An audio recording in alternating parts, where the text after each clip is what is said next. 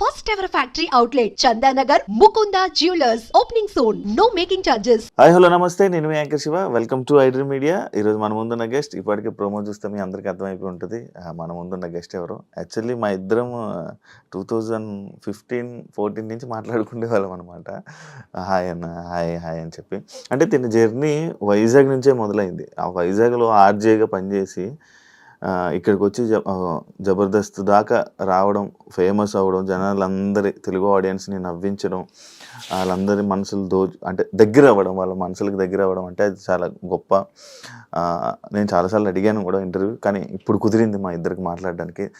అయితే బుల్లెట్ భాస్కర్ జర్నీని నేను తెలుసుకోవాలనుకుంటున్నాను, అందుకే ఇంటర్వ్యూ పిలవడం జరిగింది.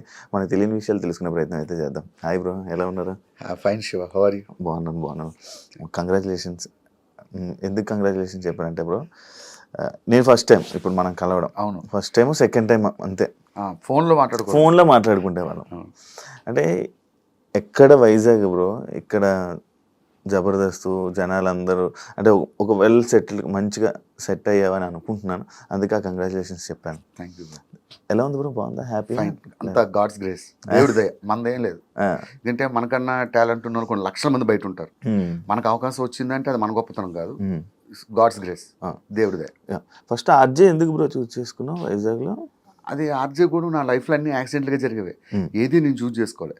ఇండస్ట్రీకి అందరూ ఎందుకు వస్తారంటే ప్యాషన్తో వస్తారు. చిన్నప్పటి నుంచి ఆర్టిస్ట్ అవ్వాలి కోరుకుతుంటారు. నేను అసలు ఆ ప్యాషన్తోనే రాలేదు. అసలు నాకు అసలు ఆర్టిస్ట్ అవ్వాలన్న ఆలోచన ఎప్పుడూ లేదు. ఇప్పుడు కూడా అయ్యానని అనుకోవట్లేదు. అయితే వైజాగ్లో ఇలాగే ఒక సెలూన్ షాప్కి వెళ్తే కుర్రోడు చూశాడు నన్ను. భయ్యా నువ్వు మిమిక్రీ చేస్తుంటావు కదా అన్నాడు. ఆ అబ్బాయే తీసుకుని వెళ్ళి ఆర్జే విశాఖ ఎఫ్ఎం, అప్పుడు వైజాగ్లో కొత్తగా రావడం 2000, అప్పుడు అక్కడ తీసుకెళ్ళడం, అక్కడ సెలెక్ట్ అవ్వడం, ఆర్జేగా చేయడం, అలాగే జరిగిపోయింది. తర్వాత హైదరాబాద్ కొన్ని ఫ్యామిలీ సిచ్యువేషన్స్తో పేరు తెచ్చుకోవాలి, ఏం చేయాలి, ఎటు వెళ్ళాలో తెలియలేదు. సినిమాల్లో ట్రై చేద్దాం అని చెప్పి వచ్చేయడమే. అర్థమైందా? ఫేమ్ కోసం రావడం, అదే ఏదో ఒకటి మనం సాధించాలని చెప్పి. తెలుసు కదా, అందరికీ ఒకటే గోల్ ఉంటుంది, ఏదో విధంగా సక్సెస్ అవ్వాలి. అది ఈ రూపంలో అయింది.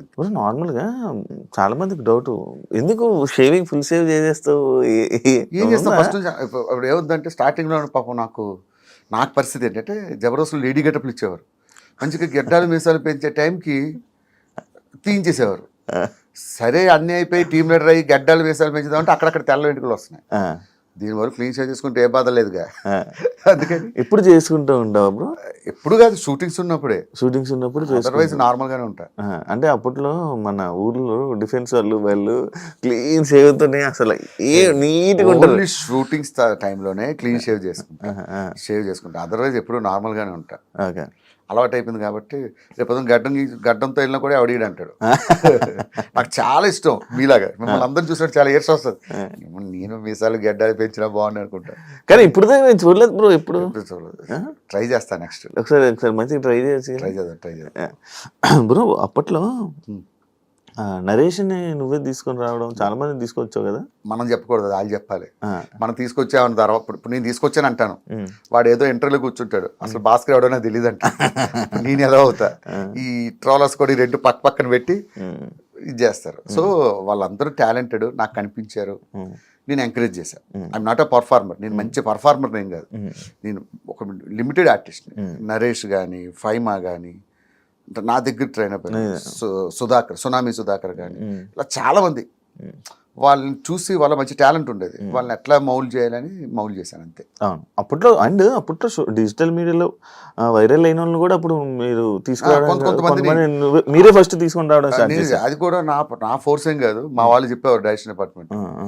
ఈ వైరల్ అయిన వాళ్ళు ఎలా అంటారంటే ఆ క్షణమే లైఫ్లో రెండు ఉంటాయి, పెద్ద పేరు వచ్చే కష్టపడి వచ్చి పేరు సంపాదించుకున్నాడు, వాడు లైఫ్ టైం ఉంటాడు. సడన్ గా పేరు వస్తుంది ఒక డైలాగ్తో, వాళ్ళని యూజ్ ఎంతరు మళ్ళీ తరతాలు కనబడరు. నేను చెప్పిన మా వాళ్ళు వినేవాళ్ళు కాదు. తీసుకురండి భాస్కర్ మీ స్కిట్లో పెట్టండి అంటే తీసుకొచ్చేవాడిని. వాళ్ళు ఒక ఎపిసోడ్ చేసేవారు, తర్వాత అడ్రస్ లేకుండా పోయేవారు. అవును, అంటే యాక్చువల్లీ బేసిక్గా అది రీజన్ అడగడానికి ఏంటంటే, నరేష్ అసలు కనిపించట్లే.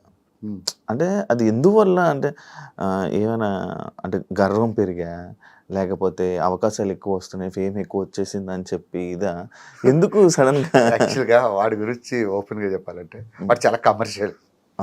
ఎంత కమర్షియల్ అంటే, అరే నరేష్ మా తాత చచ్చిపోయాడు రారా అంటే, అన్న పెట్రోల్ డబ్బులు ఒక 1000 రూపాయలు ఫోన్పే చేయన్న ఫస్ట్ అంటాడు. సొంత మా తాత చచ్చిపోయింది. సో వాడి మెంటాలిటీ వాడి స్టేచర్ అలాంటిది. సో వాడిని అనడానికి ఏం లేదు. వాడు చాలా జాగ్రత్త పరుడు. వాడిని చూసి చాలా నేర్చుకోవాలి మనలాంటి వాళ్ళు.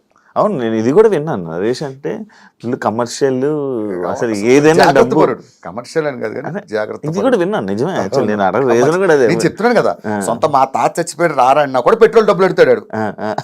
మా ఇంటికి భోజనం రమ్మంటే ఒక 500 ఫోన్ పే చేసి మనం పెట్రోల్ కొట్టించి మనం భోజనం పెట్టాలి వాడికి. వాడు అంత స్ట్రిక్ట్ ఉంటాడు.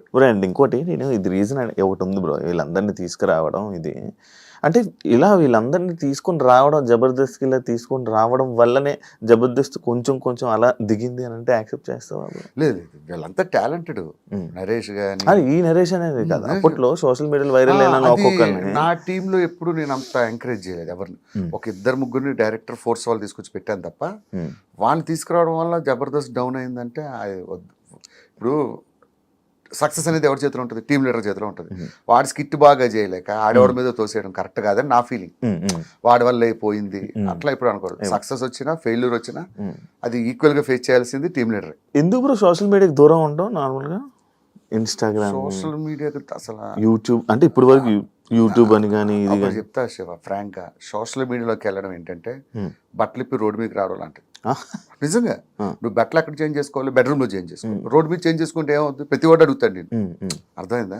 ప్రతి వాడు క్వశ్చన్ చేస్తాడు. అలా బయటకు రావడం ఎందుకు? ఒకటి అనిపించుకోవడం ఎందుకు? ఇప్పుడు ఒకడు ఉంటాడు, వాడు వాళ్ళ ఆవిడతో కలిపి ఏదో చేస్తాడు. ఈరోజు మా ఆవిడ ఏముంటుందో తెలుసా చూడండి అంటే కింద వాడు కామెంట్ పెడతాడు, అన్న మీ ఆవిడ నడు మీద పుట్టుమచ్చి బాగుందన్న అంటాడు. అవసరమా? అంటే అందరూ పాజిటివ్గా పెడతారని కదా, ఎవడో ఒకడు ఉంటారు. ఎందుకు ఒకరితో అనిపించుకోవడం? నాకు ఏదైనా బేర్ చేస్తా కానీ ఒకరితో చెప్పించుకోవడం, ఒకరితో అనిపించుకోవడం అనేది అసలు ఇష్టం ఉండదు. అంటే ఆ సోర్స్ వేరే వాడికి ఇవ్వడం ఎందుకని? వన్స్ సోషల్ మీడియాలోకి వస్తే ప్రతి ఒక్కరు మన గురించి మాట్లాడతాం. ఎందుకు వాళ్ళతో మాట్లాడించుకోవడం? డబ్బులు ఉన్నా లేకపోయినా పర్లేదు, తినడానికి ఉండడానికి ఉంటే చాలు. అందుకే సోషల్ మీడియా నాకు చాలా మంది అంటారు, యూట్యూబ్ ఛానల్ పెట్టుకోండి, బుల్లెట్ భాస్కర్ ఛానల్. వద్దు అలాంటి అసలు వాటి జోలికే పోను. అంటే జబర్దస్త్ ఒక సెక్టర్ ఆఫ్ పీపుల్ చూడడం మానేశారు. అసలు జబర్దస్త్ అయిపోయిందా టైం అయిపోయిందా అని చెప్పి మానేయడం జరిగింది. దాన్ని యాక్సెప్ట్ చేస్తావా? ఎందుకు రీజన్? 100% ఎవరైనా యాక్సెప్ట్ చేస్తారు, నేనే కాదు. అది మనం జబర్దస్త్ పని అయిపోలేదు, ఇది అయిపోయినా గొప్పగా చెప్పగలరు. జబర్దస్త్కి ఇప్పటికీ మంచి ఫ్యాన్ బేస్ ఉంది. కాకపోతే సమ్ సెక్టర్ ఆఫ్ నువ్వు చెప్పినట్టు సమ్ ఏజింగ్ పీపుల్ కొంతమంది దూరం అయ్యారనే సంగతి కరెక్టే. అది ఇప్పుడు ఏంది శివ, ఇప్పుడు వచ్చి ఎన్ని సంవత్సరాలు అవుతుంది? 12 ఇయర్స్ నాన్ స్టాప్గా సక్సెస్ అవడమే ఒక గ్రేట్.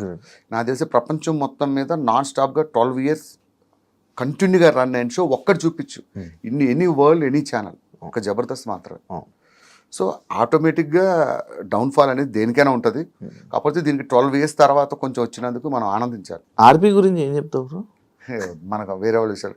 ఇప్పుడు నా సిస్టమ్ ఎలా ఉంటుందంటే, నేను ఒకటి గురించి మాట్లాడను, నా గురించి ఎవడైనా మాట్లాడితే చాలా దారుణంగా ఉంటుంది పరిస్థితి. అందుకైతే ఎవరి అభిప్రాయం వాళ్ళది, ప్రతి ఒక్కరిని గౌరవించాలి. ఇప్పుడు చంటి అన్న ఉన్నాడు, చంటి ఒకలా మాట్లాడతాడు, అది ఆయన అభిప్రాయం, నా అభిప్రాయం నాది. సో అసలు వేరే వాళ్ళ గురించి మనం మాట్లాడాలి.